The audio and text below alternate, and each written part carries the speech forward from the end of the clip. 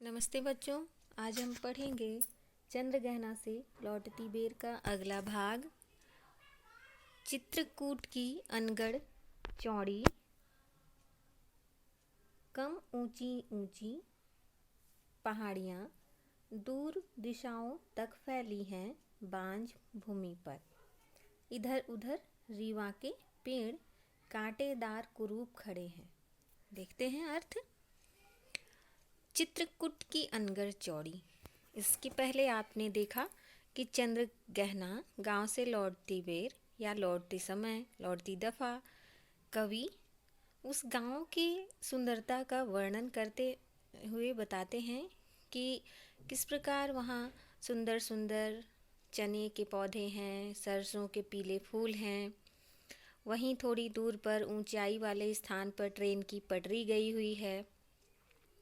अब आगे कवि कहते हैं चित्रकूट की अनगढ़ चौड़ी। अनगढ़ मतलब जिसे गढ़ा नहीं गया हो, जिसे रचा नहीं गया हो, अपने से अपने आप जो उत्पन्न हुआ हो, तो चित्रकूट उस जगह का नाम है। थोड़ी दूर पे अनगढ़ चौड़ी, कम ऊंची ऊंची पहाड़ियाँ। कम ऊंची अर्थात नीची, और ऊंची का अर्थ है ऊंची।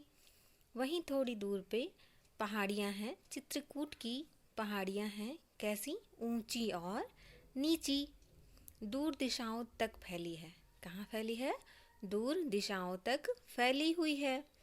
बांझ भूमि पर इधर उधर रीवा के पेड़ कांटेदार कुरूप खड़े हैं। बांझ भूमि अर्थात पथरीली भूमि, जहाँ पे फसल नहीं उगाई जा सकती है। तो थोड़ी दूर एक और तो यहाँ कवि ने हरियाली का वर्णन किया है। वहीं थोड़ी दूर पर बांझ भूमि है, पठारी क्षेत्र है, जहाँ पर इधर उधर रीवा के पेड़ हैं। यहाँ आप चित्र में देख पा रहे होंगे कि ये देखिए, चित्र कुछ ज़्यादा स्पष्ट तो नहीं है, लेकिन आप समझ सकते हैं कि जिस प्रकार बबूल का पेड़ होता है, उसी प्रकार रीवा के पेड़ होते हैं जो कांटेदार होते हैं। कुरूप अर्थात जो सुंदर न हो। कांटेदार हैं, छोटी छोटी पत्तियां हैं, उसमें फूल नहीं लगे हैं, तो वह जाहिर सी बात है कि कुरूप दिखाई देगा, सुंदर दिखाई नहीं देगा। तो वहीं इधर उधर रीवा के पेड़ लगे हुए हैं जो कि कांटों से भरे हुए हैं और कुरूप हैं अर्थात सुंदर नहीं हैं। आगे देखते हैं। सुन पड़ता है मीठा मीठा रस टपकाता सुग्गे का स्वर टे टे टे टे। सुन पड़ता है वनस्थली का हृदय चीरता उठता गिरता सारस का स्वर टीरटों टीरटों। अब यहाँ कवि क्या कहते हैं? सुन पड़ता है, वहीं जहाँ ये रीवा के पेड़ हैं, कांटेदार पेड़ हैं, जहाँ पे फसल नहीं है, वहाँ पे बस थोड़े मोड़े पेड़ लगे हुए हैं, वो वीरान सा दिख रहा है क्षेत्र। तो वहाँ पे क्या सुनाई पड़ता है कवि को? सुग्गा अर्थात आप जानते होंगे तोता, जिसे सुग्गा भी बोलते हैं। सुग्गे का स्वर कैसा सुनाई पड़ रहा है? टे टे करके सुग्गे का अर्थात तोते का मीठा मीठा स्वर सुनाई पड़ रहा है। सुन पड़ता है वनस्थली का हृदय चीरता।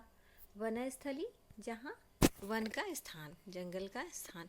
हृदय चीरता, उठता गिरता सारस का स्वर टीरटों टीरटों। अब वहीं पे जहाँ तोता बोल रहा है, उसी स्थान पे सारस का स्वर भी दिखाई दे रहा है। सारस पक्षी आपने देखा होगा, सफ़ेद रंग का। तो सारस पक्षी का स्वर सुनाई दे रहा है।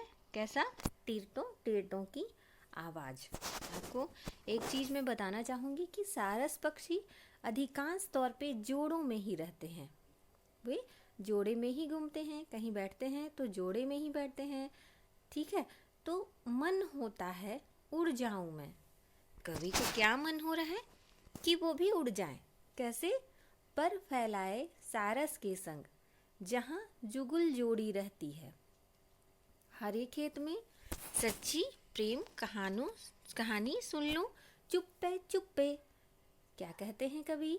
कि कवि का भी मन होता है जैसे सारस की जुगल जोड़ी, मतलब युगल जोड़ी। युगल मतलब अर्थात जोड़ी, पेयर उनका, जो सारस का जो पेयर है, जोड़ी है, हरे खेत में जहाँ वो बैठे हुए हैं, उड़ के आए हैं और बैठे हुए हैं, वहाँ वे कभी भी चले जाएं और वे सारस की जोड़ी जो अपनी प्रेम की, सच्ची प्रेम की बातें करते हैं, वो उसे भी चुप्पे चुप्पे अर्थात चुपके चुपके कभी उनकी बातों को सुनना चाहते हैं। ये था आपकी कविता चंद्रग्रहण से लौटती बेर।